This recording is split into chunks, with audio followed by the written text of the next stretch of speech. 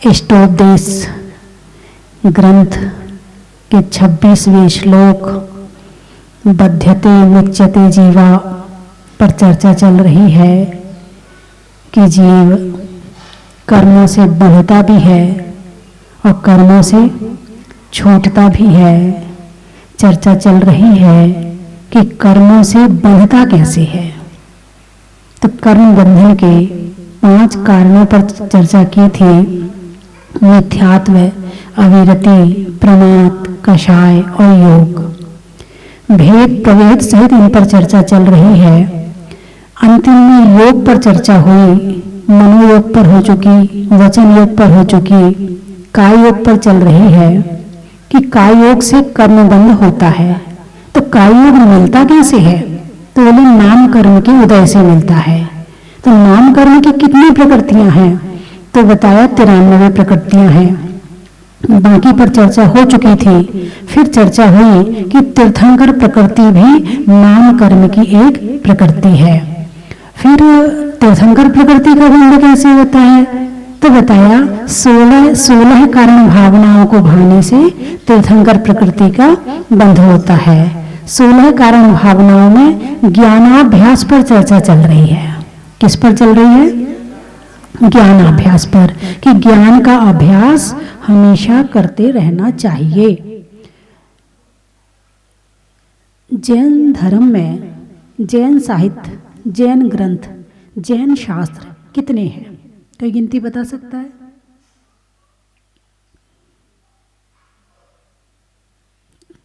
अच्छा, सामान्य बता दो। 10-20 शास्त्रों के नाम बता दो। चलो अच्छा, 10-20 शास्त्रों के नाम तो बता ही सकते हो। नहीं, वो भी नहीं बता सकते। कहना हमने ध्यान ही नहीं दिया कभी। हमें हमारे जो रसोई है उसके वहाँ डब्बे में क्या क्या रखा है ये तो हम बता देंगे। हमारे दुकान में कहाँ पर क्या रखा है हम ये भी बता देंगे।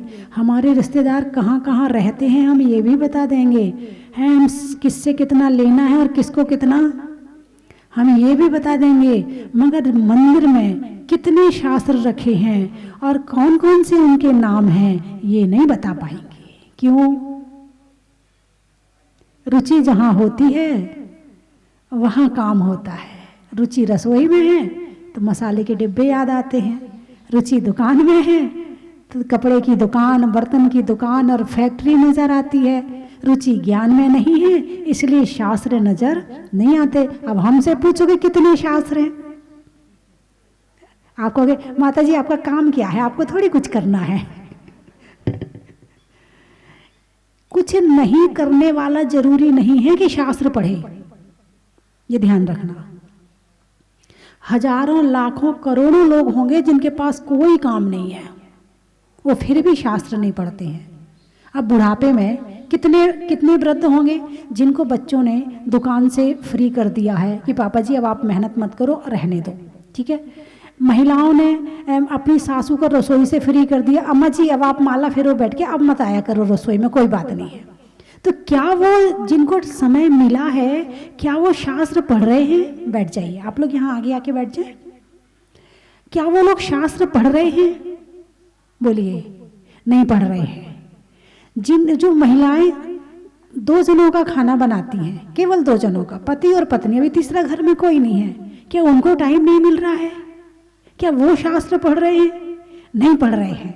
तो ये जरूरी नहीं है कि टाइम मिलता है काम ना हो तो शास्त्र पढ़े ही, ये कोई गारंटी नहीं है। ये निर्भर करता है हमारी रुचि पर, ये निर्भर करता है हमारे वैराग्य पर, ये निर्भर करता है हमारे आत्म कल्याण की भावना पर, ये निर्भर करता है हमारे सच्चे सुख की प्राप्ति पर। जिनके लक्ष्य यहाँ हैं, जिनकी दृष्टि यहाँ है, वो तो स्वाध्याय करेगा, वो तो जानने की कोशिश करेगा, अंदर से अंदर जाएगा और अंदर जाएगा और अंदर जाएगा। यहाँ नहीं समझ में आएगा, साधु से पूछेगा, साधु से समझ में नहीं आएगा, किसी दूसरे साधु से पूछेगा, लेकिन जिज्ञासा को शांत करेगा क्योंकि उसने उस तरफ प्रवेश कर लिया है। और उस तरफ प्रवेश करने का मतलब है कि रास्ते में गाड़ी सही रास्ते पर चल रही है। और केवल संसार में गाड़ी दौड़ रही है तो समझना भी रास्ता सही नहीं है। वो रास्ता चारों गति के भ्रमण का जाता है और ये रास्ता चारों गति से निकलने का जाता है। और चारों गति में भ्रमण जिनको करना है वो उस रास्ते पर बड़े आराम से चल रहे हैं, मन लगा के चल रहे हैं, होश ही नहीं है कि चल भी रहे हैं। बोलिए ऐसा है कि नहीं? अच्छे और बुरे का ज्ञान करके चल रहे क्या? हे और उपादेय को जान करके चल रहे क्या? हे उपादेय का ज्ञान हो जाए तो चले क्यों? रास्ता मुड़ ना जाए हमारा। तो जैन धर्म में साहित्य भंडार इतना है, इतना है, इतना है कि एक जन्म में तो ये पढ़ ही नहीं सकते हैं। पढ़ने वाले की बात हो रही, समझने की बात नहीं हो रही। पढ़ना, समझना और याद करना 3 चीज हैं। मात्र पढ़ने की बात हो रही कि एक जन्म में तो जैन साहित्य पढ़ा नहीं जा सकता, इतना है जैन साहित्य, क्योंकि अभी उम्र कम है और जैन शास्त्र ज्यादा है। समझने की बात आए तो एक शास्त्र को कम से कम 3 बार पढ़ो, कम से कम 3 बार। और करुणानियोग का शास्त्र यदि है तो वो शास्त्र जो है वो तो किसी ज्ञानी के सामने बैठकर ही पढ़ना पड़ेगा, अकेले तो समझ में आने वाला है ही नहीं। प्रथमानियोग है, आप पढ़ते हो, कहानियां हैं, समझ में आ जाती हैं। चरणानियोग है, क्या खाना, क्या पीना, कैसे रहना, कैसे चलना, कैसे बोलना, कैसे देखना, कैसे उठना, कैसे सोना, समझ में आ जाता है। द्रव्यानुयोग है, वो भी थोड़ा बहुत समझ में आ जाता है। लेकिन कर्णानुयोग का विषय तो ऐसा है कि बस पूछो मत। और जब एकाग्रता यदि बनती है, आप प्रथमानुयोग 1-2 घंटा पढ़ लो, बस बहुत हो गया। चरणानुयोग को भी ज्यादा पढ़ने का मन नहीं लगेगा। लेकिन यदि कर्णानुयोग समझ में आने लगे और उसको लेके बैठ जाओ तो 4 घंटे में भी ये लगता है कि बंद मत करो, बस पढ़ते रहो। आनंद आता है, विशुद्धि बनती है, मन नहीं भटकता है। तो इस तरह से अनेक शास्त्र हैं, अनेक, एक नहीं, अनेक। उस अनेक में भी, यानी कि अभी भैया जी आए थे तो उनसे चर्चा हुई। एक बात मुझे पता नहीं थी, उन्होंने बताई, मुझे बड़ा अच्छा लगा कि षटखंडागम नाम तो सुना होगा, कि हमारे यहाँ का मूल ग्रंथ जो है वो कर्णानुयोग का ही ग्रंथ है, षटखंडागम। तो उसकी टीका, मतलब आचार्य पुष्पदंत और भूतवली ने उसके केवल सूत्र लिखे हैं, उसके केवल सूत्र लिखे हैं। और उसका जो समझा के विस्तार लिखा है वो आचार्य वीरसेन स्वामी की अभी उपलब्ध है। तो जब चर्चा हुई तो उन्होंने ये बताया कि बोले माता जी 3 आचार्यों ने टीका करी है। कितने आचार्यों ने? 3 आचार्यों ने। 3 आचार्यों में से केवल एक आचार्य की पूर्ण टीका उपलब्ध है, और बाकी तो जो है वो सारी कहाँ गई, अधूरी भी है, कुछ अधूरी भी मिली, कुछ मिली नहीं। तो इसका मतलब ग्रंथ थे तो सही मगर उपलब्ध नहीं है। कि भाई क्यों उपलब्ध नहीं है? ऐसा बताया जाता है कि पहले समय में, अंग्रेजों के टाइम में या कभी और जब दूसरों का शासन था उस समय में, जैन ग्रंथों की 6 महीने तक लगातार होली जलाई गई थी। 6 महीने तक लगातार। आप कल्पना करो कि एक देर में कितना कागज जलता है 1 मिनट में। तो 6 महीने तक लगातार वो आगम जलाया गया, 6 महीने तक। और उससे जो बचा हुआ है वो ये है जो हम पढ़ते हैं, और जो अभी है उसकी तो आपको नाम ही नहीं पता है। पढ़ने की बात तो दूर की है, नाम भी नहीं पता है। तो और भी अच्छी बात यह है कि कम से कम वर्तमान समय में टीवी के माध्यम से शास्त्रों का नाम सुन तो लेते हैं, कम से कम धर्म की बात सुन तो लेते हैं। यदि टीवी ना होती तो शायद आज आप यहाँ पर नहीं होते। बहुत से लोग टीवी में देखकर आते हैं अभिषेक, बहुत से लोग प्रवचन सुन करके आते हैं, बहुत से लोग दूसरे से सुन करके आते हैं। टीवी पे विश्वास ना दे, ऐसे तो आते ही रहता टीवी में तो। लेकिन कुछ लोग कहते अरे नहीं, हम जहाजपुर गए थे, क्या मंदिर बना है, क्या प्रतिमाएं हैं, अरे देखो तो ऐसा लगता है देखते रहो दर्शन करते रहो। पवन जी भी पहले शायद एक बार जब पिछले वर्ष पंच कल्याणक हुआ था और 7 तारीख को भगवान मूल वेदी में विराजमान हुए थे, तब आप यहाँ पर आए थे और आपने यहाँ आरती भी की थी, यहाँ पर आपने अभिषेक के लिए भी मतलब जो भी था आपने पूर्ण रूप से बेटे के द्वारा करवाया था और हर तरह से समर्पित होकर। 7 तारीख बड़ी महान तारीख है, ये 7 तारीख बड़ी महान तारीख है। पूछो क्यों भाई? इस दिन पंच कल्याणक का आखिरी दिन था, मोक्ष कल्याणक था पहली बात, और मूल वेदी में भगवान को विराजमान किया गया था। तो मूल वेदी में जब विराजमान होंगे तो वो दिन सामान्य थोड़ी हो सकता है। वो दिन कौन सा था? शायद चतुर्दशी, तेरस का दिन था। तेरस, माघ सुदी तेरस, 10 लाक्षणी की तेरस। माघ में 10 लाक्षणी आती है ना, माघ सुदी तेरस 10 लाक्षणी की तेरस थी। और भगवान निकले कब थे? चैत सुदी तेरस 10 लाक्षणी की तेरस। विराजमान कब हुए? माघ सुदी तेरस। इसलिए ये दिन बड़ा महत्वपूर्ण हो गया है। और अभी भी 6 और 7 तारीख में यहाँ पर प्रोग्राम रखा गया है। यहाँ जैसे कि चरण प्रतिष्ठा, 24 तीर्थंकर के चरणों की स्थापना की जा रही है यहाँ पर। और केवल ज्ञान वाटिका, जिन वृक्षों के नीचे जिन तीर्थंकरों को केवल ज्ञान हुआ है उन वृक्षों को जगह जगह से मंगवा करके यहाँ पर लगाया गया है और वहां पर चरण विराजमान किए गए हैं। तो इसको केवल ज्ञान वाटिका के नाम से जाना जाएगा। तो वो बनाई गई, उसकी चरण प्रतिष्ठा उस समय नहीं हुई थी। लेकिन अब 6 तारीख को, 6 फरवरी शनिवार के दिन प्रतिष्ठा होगी और 7 तारीख को भगवान के महामस्तकाभिषेक के साथ मानस्तंभ का महामस्तकाभिषेक भी किया जाएगा। तो मेरे ख्याल से आप सबको अब उस दिन आना तो चाहिए। आप ऐसे दिन नहीं आएंगे तो और कब आएंगे भाई? आपके रिश्तेदार के यहाँ कोई प्रोग्राम होता है तो आप जाते हो कि नहीं जाते हो? तो भगवान से आपकी रिश्तेदारी है कि नहीं है? अरे बोलिए ना, आपने भगवान जी से अपनी रिश्तेदारी बनाई कि नहीं बनाई? भाई कुछ रिश्तेदार ऐसे होते जो केवल काम के लिए याद किए जाते हैं और कुछ ऐसे होते हैं नहीं हमारे रिश्तेदार है, हमें जाना है भाई। तो आपने भगवान जी को कौन सा वाला रिश्तेदार बनाया है? अरे बोलिए ना, जाना है।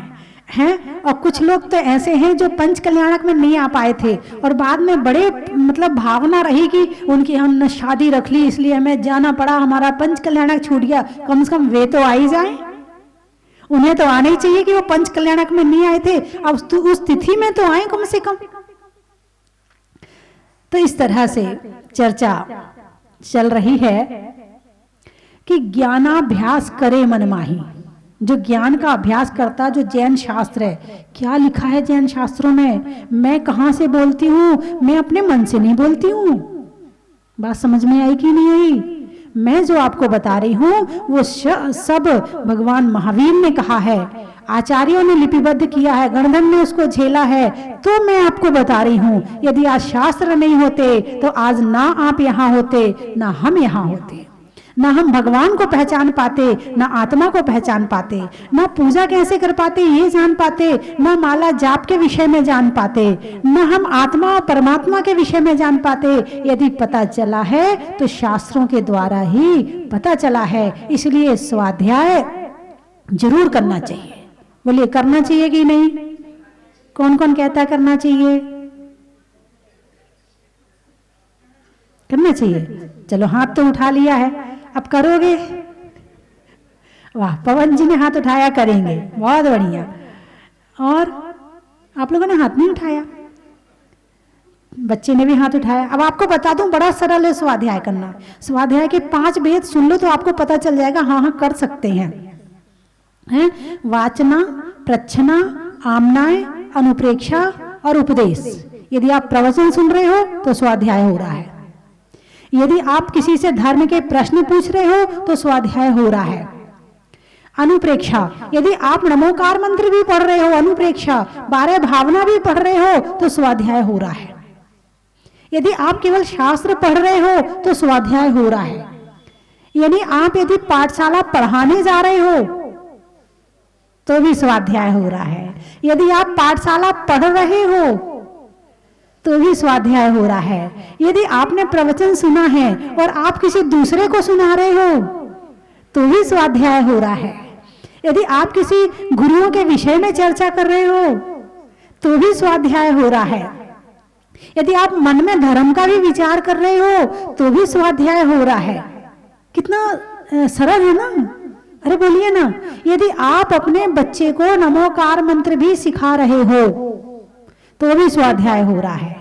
यदि आप अपने बच्चे को 12 भावना सिखा रहे हो तो भी स्वाध्याय हो रहा है। यदि आप अपने बच्चे को भजन याद करवा रहे हो तो भी स्वाध्याय हो रहा है। यदि आप अपने बच्चे को 24 तीर्थंकर के नाम याद करवा रहे हो तो भी स्वाध्याय हो रहा है। यदि आप अपने मोबाइल में यूट्यूब में किसी मुनि महाराज के, माता जी के प्रवचन सुन रहे हो तो भी स्वाध्याय हो रहा है। बोलिए सरल है कि नहीं है स्वाध्याय करना? है सरल है ना। आज के समय में तो बहुत सरल हो गया। यानी ऐसे बहुत सारे साधु संत हैं जिन्होंने प्रेरणा करके जितना अपना जैन साहित्य, जितने शास्त्र हैं, सारे के सारे मोबाइल में डलवा दिए, क्योंकि उन्हें पता है कि आने वाले समय में लोग किताब कम पढ़ेंगे, शास्त्र कम पढ़ेंगे, मोबाइल हाथ में हर जगह रहेगा, अपने खोलेंगे और पढ़ लेंगे। इसलिए उन्होंने बहुत सारे शास्त्रों को उसमें डलवा दिया है। तो आप उसमें से निकाल के पढ़ सकते हैं, उपलब्ध है ना आपके पास में। अब कहाँ जाएं, शास्त्र खरीद के लाएं फिर पढ़ें? नहीं, आपके मोबाइल में है, पढ़ो। जब आपका बच्चा, आप समझ गए मेरी बात को, क्या ऑनलाइन क्लास पढ़ सकता है तो तुम क्यों नहीं पढ़ सकते हो? और ज्ञान का मतलब ये नहीं कि तुमने अपने MA BA कर लिया, पढ़ाई पूरी हो गई। नहीं, वो तुम्हारी अभी पेट भरनी विद्या पूरी हुई है। अब आत्मा की विद्या चलनी है। उसके बाद अपने दिमाग को ज्ञान में लगाए रखो। जैसे कि एक व्यक्ति था, तो वो जो है सुई लेके आया, 2 सुई लाया, एक तो उसने मशीन में लगा ली और एक उसने वैसे ही डाल दी। तो जब बहुत दिन तक वो सुई चलती रही मशीन में, उसने कहा ये तो पुरानी हो गई है, चलो दूसरी सुई नई वाली लगा लेता हूँ। नए के प्रति आकर्षण होता है ना, बोले नई वाली लगा लेता हूँ। तो उसने पुरानी निकाल के नई लगाई, उसमें तो जंग लग गई थी। और जो सुई चल रही थी वो सुई बढ़िया थी। आपकी रसोई में चाकू होती है, जो चाकू उठा के रख दो उसमें जंग लग जाती है, और जो चाकू चलती रहे वो बढ़िया रहती है। आप मेरी बात को समझ गए? यदि आप स्वाध्याय करते रहेंगे, यदि आप धर्म की चर्चा करते रहेंगे, यदि आप आत्मा परमात्मा के से जुड़े रहेंगे, तो जो कषाय, क्रोध, मान, ईर्ष्या, द्वेष, चिंता, फिकर, इन सबकी जंग नहीं लगेगी दिमाग में। और आपने स्वाध्याय छोड़ा और जंग लगी। मन इच्छाओं की तरफ भागेगा, मन क्रोध की तरफ भागेगा, मन ईर्ष्या करेगा, मन दूसरे का बुरा सोचेगा, दूसरे का अपमान करेगा। और यदि स्वाध्याय करते रहोगे तो मन वहां जाएगा ही नहीं। अब आप बताओ, क्या ये सब काम करने में सुख मिलता है? क्रोध, मान, ईर्ष्या करने में सुख मिलता है क्या? नहीं मिलता है। सुख कहाँ मिलता है? ज्ञान में मिलता है। कहाँ मिलता है? ज्ञान में मिलता है। करते रहो, ज्ञान करते रहोगे, तुम भी सुखी रहोगे और तुम्हारे घर वाले भी सुखी रहेंगे। और यदि नहीं करोगे तो तुम गड़बड़ करोगे, तुम भी दुखी रहोगे। आगे बोलो ना, घर वाले भी दुखी रहेंगे। यदि सास बहू बैठ करके स्वाध्याय आपस में अच्छी तरह करती रहेंगी तो दोनों का प्रेम भी बना रहेगा, दोनों खुश भी रहेंगे और आनंद भी रहेगा। और दोनों स्वाध्याय नहीं करेंगी तो दोनों आपस में भिड़ती रहेंगी। यदि किसी से प्रेम बनाना है, प्रेम करना, बनाना सरल है सामने वाले से, लेकिन निभाना कठिन है। बात समझ में आई कि नहीं आई? क्योंकि ये जो ईर्ष्या कषाय है ना, ये 1 मिनट में पैदा हो जाती है, और जितनी मेहनत तुमने प्रेम बनाने में की थी ना, सब खत्म कर देती है। और यदि आपस में किसी से आपने प्रेम किया भी है ना, और उससे धर्म चर्चा करते रहो, तो मामला सेट रहेगा और लंबे समय तक चलेगा। कोई भी रिश्ता लंबे समय तक चलाना है तो संसार की बातें ना करके धर्म की बातें करनी शुरू कर दो, लंबे समय तक चलेगा। और केवल घर गृहस्थी की चर्चा में रहोगे तो कभी ना कभी भलाई बुराई हो ही जाएगी, कभी ना कभी लड़ाई झगड़े हो ही जाएंगे। तो धर्म चर्चा एक ऐसी चर्चा है कि तुमने ना उसके लिए कुछ किया, ना उसने तुम्हारे लिए कुछ किया, और सब कुछ मिल गया और सब कुछ दे दिया। यदि तुम्हारे शहर में कोई स्वाध्याय करता हो तो बहुत सी महिलाएं तो अरे ये तो बूढ़ी बूढ़ियां बैठी रहती हैं, अरे नहीं, जाके बैठो उनके पास में, जो मिलेगा ना वो करोड़ों रुपए खर्च करने के बाद भी नहीं मिल सकता है। जैन शास्त्र, जैन ग्रंथ प्रथमानी योग, करणानी योग, चरणानी योग और द्रव्यानी योग, 4 विभागों में से 4 तरह से समझाने के तरीके हैं। ये धर्म अलग अलग नहीं है, केवल समझाने के लिए अलग अलग किया गया। जैसे एक माँ है, एक बच्चा जा रहा है उंगली पकड़ के माँ की, थोड़ी देर बाद उंगली छोड़ देता है और आगे आगे चलने लगता है, ठोकर खा के गिर जाता है तो रोता है। तो माँ कहती बेटा क्यों रो रहा है, चुप हो जा, देख तेरा बड़ा भाई गिरा था वो तो रोया नहीं था, वो फिर भी चुप नहीं होता। तो माँ कहती है देख बेटा तेरी गलती है, तू देख के नहीं चल रहा था ना इसलिए गिरा है, अब तेरी गलती, तू क्यों रो रहा है, फिर जब गलती तेरी है तो तुझे नहीं रोना चाहिए। वो फिर भी चुप नहीं हुआ। फिर माँ ने कहा देख बेटा तूने पिछले जन्म में किसी को गिराया होगा इसलिए तुझे इस जन्म में गिरना पड़ा। वो फिर भी चुप नहीं हुआ। तो माँ ने कहा देख बेटा जिसे चोट लगी है वो तू नहीं है और जो तू है उसे चोट लगती नहीं है। माँ ने बात को समझाया है ना, बेटे को समझाया। एक माँ ने 4 तरह से बात को समझाया है। ऐसे ही जिनवाणी हमारी माँ है, जिनवाणी हमारी माँ है, हमारी हित की सोचती है, हमारा अच्छा सोचती है। तो पहले हमें प्रथमानियों के माध्यम से समझाती है। देखो सीता के ऊपर संकट आए थे, उसने तो राम से बदला नहीं लिया, अंजना के को घर से निकाल दिया था, उसने अपनी सास से बदला तो नहीं लिया है। और देखो श्रीपाल पर संकट आए थे, देखो पांडवों पर संकट आए थे। तो इस तरह से प्रथमानियों के माध्यम से समझाती है। जो छोटा बच्चा होता है ना उसे कहानी से समझाना पड़ता तो वो जल्दी समझ जाता है।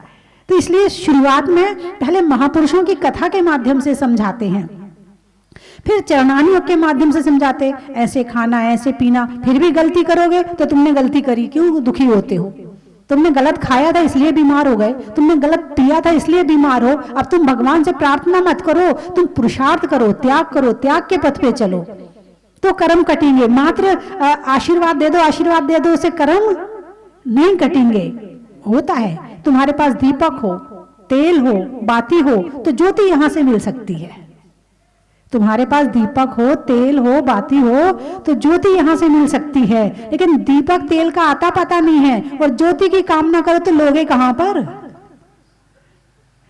तो चरणानी योग हमें सिखाता है कैसे चलना। तुम देख के नहीं चल रहे ना इसलिए ठोकर लगी है, तुमने देख के नहीं खाया ना इसलिए तुम्हें पछताना पड़ रहा है। तो ये चरणानी योग के माध्यम से सिखाती। करणानी योग के माध्यम से जब कोई दिक्कत आती तो पिछले जन्म में किसी के साथ किया होगा इसलिए इस जन्म में हमारे साथ हो रहा है, तो करणानी योग के माध्यम से सिखाती। फिर द्रव्यानी योग के माध्यम से सिखाती है कि भाई देखो जो आत्मा है वो अलग है और जो शरीर है वो अलग है। बीमारी आई है शरीर में आई है, आत्मा में नहीं आई है। तो ऐसे आत्मा और शरीर को अलग करके सिखाती है। तो जिनवाणी माँ हमें हर तरह से सुखी करने का प्रयास करती है। और तुम नहीं होना चाहो जो माँ के पास जाएगा ही नहीं तो फिर वो भटकते रहो जन्म जन्म में। माँ तो सुख का रास्ता दिखा रही है, तुम नहीं देखना चाहते हो मत देखो, इससे माँ का कुछ नहीं बिगड़ने वाला, जो बिगड़ेगा तुम्हारा बिगड़ेगा। तो चारों अनुयोग के माध्यम से इतने सारे शास्त्र हैं। आप सोचते कहां से शुरुआत करें, चलो प्रथमान योग से शुरुआत करो। महावीर पुराण पढ़ो, पांडव पुराण पढ़ो, पद्म पुराण पढ़ो, हैं महापुराण पढ़ो, यहां से शुरुआत करो। उसमें आपको प्रथमान योग भी मिलेगा, करणानी योग भी मिलेगा, क्योंकि प्रथमान योग में महापुरुषों की चर्चा है। फिर उन्होंने जो आचरण किया था उनका आचरण हमें शिक्षा दे रहा है, तो चरणानियों की चर्चा है। जब वो दीक्षा लेते हैं और फिर वहां पर दीक्षा लेने के बाद उपदेश करते हैं, केवल ज्ञानवान होने के बाद उपदेश करते हैं, उसमें करणानियोग की चर्चा भी आ जाती है, द्रव्यानियोग की चर्चा भी आ जाती है, प्रथमानियोग में चारों नियोग की चर्चा आ जाती है। आप पढ़ो तो सही, शुरुआत तो करो। लेकिन टीवी और मोबाइल से मन हटे तब तो। तुम्हारा फेसबुक और व्हाट्सएप, यूट्यूब, हाँ देखो बच्चे बोल रहे हैं, बड़ों को पता है नहीं पता ये पता नहीं, लेकिन बच्चों को जरूर पता है। यूट्यूब और बेटे और नाम तो बताओ उनका। इंस्टाग्राम, टेलीग्राम, वाह मास्टर हैं। और ये कंप्यूटर के बच्चे हैं, उसमें से धर्म भी पढ़ लेना, ठीक है, उसमें से भजन भी सुन लेना, भक्तांबर भी सुन लेना, उसमें से आप समाधि भावना भी सुन लेना है। बहुत बढ़िया, अच्छे बच्चे, तभी तो बैठे प्रवचन में और मेरी बात को बड़े ध्यान से सुन रहे हैं। हाँ, जब उनके चेहरे पे मुस्कुराहट आती तो मैं समझ जाती मेरी बात वो समझ गए हैं। समझदार बच्चे हैं।